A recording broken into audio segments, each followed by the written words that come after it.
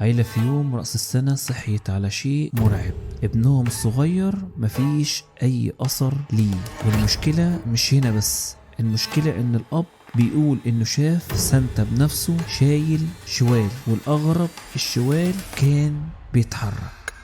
النهاردة هحكي لكم قصة بلاك سانتا، القصة اللي بدأت بطفل واحد وانتهت بحقيقة مرعبة محدش كان يتخيلها. قبل ما نبدأ عايزين نوصل الفيديو ده ل1000 لايك، واشترك في القناة لو انت مش مشترك، واقفل النور وحط سماعاتك وركز معايا عشان هنبدأ الحكاية. سنة 1980 في ولاية أمريكية كل سكانها أصحاب بشرة سوداء. يوم رأس السنة كان في عيلة بسيطة، أب وأم و3 أطفال. صحيوا على صريخ ورعب وفزع. ابنهم الصغير اللي عنده 5 سنين اختفى. الشرطة وصلت، أسئلة كتير وتفتيش، بس مفيش أي دليل. لا باب مكسور ولا شباك مفتوح ولا حتى علامة واحدة تقول الطفل راح فين.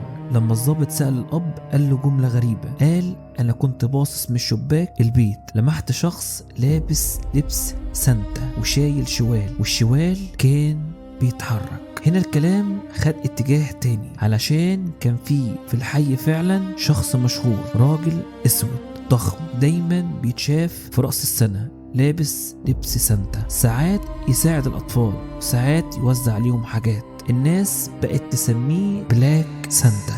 الشرطة بقت عندها خيط يقدروا يمشوا وراه. الشرطة قررت تفتش بيت بلاك سانتا. دخلوا فتشوا وسألوا، دققوا في كل حاجة، مفيش أي دليل واضح. مفيش هدوم لطفل، مفيش حاجات مسروقة، مفيش أي أثر. بلاك سانتا كان متوتر بس كلامه كان ثابت، أنا كنت في البيت ومعرفش أي حاجة. الشرطة خرجت وأهل الطفل قلبهم بيتقطع. الوقت بيعدي ومفيش أي إجابة، لكن اللي حصل بعد كده هو اللي هيكشف كل حاجة.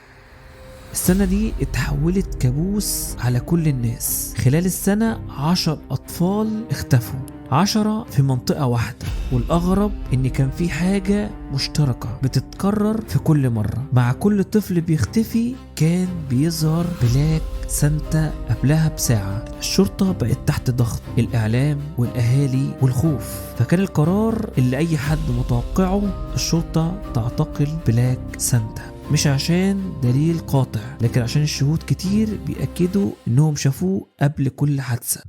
وبعد سنة حصلت حاجة مش منطقية، الطفل التاني من نفس العيلة اختفى. الأم كانت هتموت من الرعب، ازاي وهو محبوس؟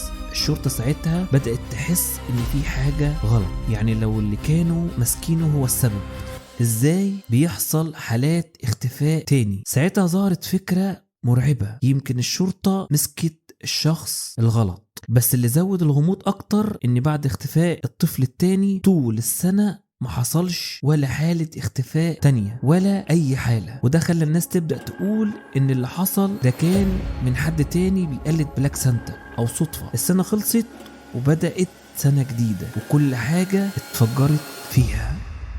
البيت ده كان فيه خوف متراكم من سنة كاملة. الأم كانت بتصحى من أقل صوت، الأب كان قلقان، البيت كان عايش على أعصابه. وبعدين الصبح جه والكابوس اتكرر للمرة التالتة. اختفى الطفل التالت، وساعتها الموضوع ما بقاش حادثة، دي بقت لعنة أو حد مصمم يكمل لآخر نقطة. الشرطة قلبت الدنيا، فتشت كل شبر، كل شارع، كل بيت مهجور، مفيش أي دليل واحد ولا أي خيط.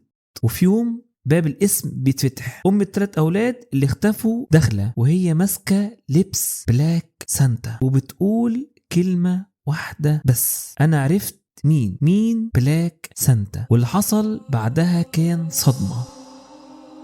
الأم كانت خلصت على الموضوع وأنهت حياته بإيدها. الشرطة اتجمدوا، مين ده؟ ازاي عرفت وازاي وصلت له؟ لكن المفاجأة الأكبر كانت هوية الشخص اللي كان لابس لبس بلاك سانتا. لقوا ان بلاك سانتا الحقيقي مش الراجل اللي اتقبض عليه ولا الشخص اللي الحي كان بيخاف منه، بلاك سانتا كان الأب. وبدأ كل شيء من البيت. وأثناء التفتيش اكتشفوا غرفة سرية في البيت، مكان مستخبي معمول بعناية كأنه اتبنى مخصوص علشان محدش يوصل له. وهنا بدأت الصورة تتجمع. الموضوع كان سهل في الأول بالنسبة له، لأن أول ضحية كان ابنه الصغير عنده حوالي 5 سنين، وبعدها بدل ما يوقف اتجه لأطفال المنطقة، وكان بيستغل لبس سانتا عشان الأطفال تقرب منه من غير خوف، ويستدرك الأطفال بكلمة حلوة، بهدية، بوعد. والشوال اللي المفروض يبقى فيه ألعاب كان بيخبي فيه الضحايا. الباقي كان بشع جدا، ما ينفعش يتوصف وما ينفعش اقوله، والشرطة بتأكد ان الجرائم دي كانت ابشع مما اي حد يقدر يتخيله. ومن هنا اسطورة بلاك سانتا انتهت. تخيل ان الشخص اللي كنت مستني منه الامان هو نفسه اللي كان بيخلق الخوف. وتخيل ان اول خيط في القصة كان قدامهم من البداية. ولو سألتني ايه اكتر حاجة مرعبة في القصة دي، مش بلاك سانتا ولا الغموض اللي في القصة. اكتر حاجة مرعبة ان الوحش اوقات بيبقى اقرب واحد ليك. اكتبولي في الكومنتات لو كنت مكان الشرطة كنت هتشك في الاب من اول يوم، ولا مستحيل يخطر على بالك.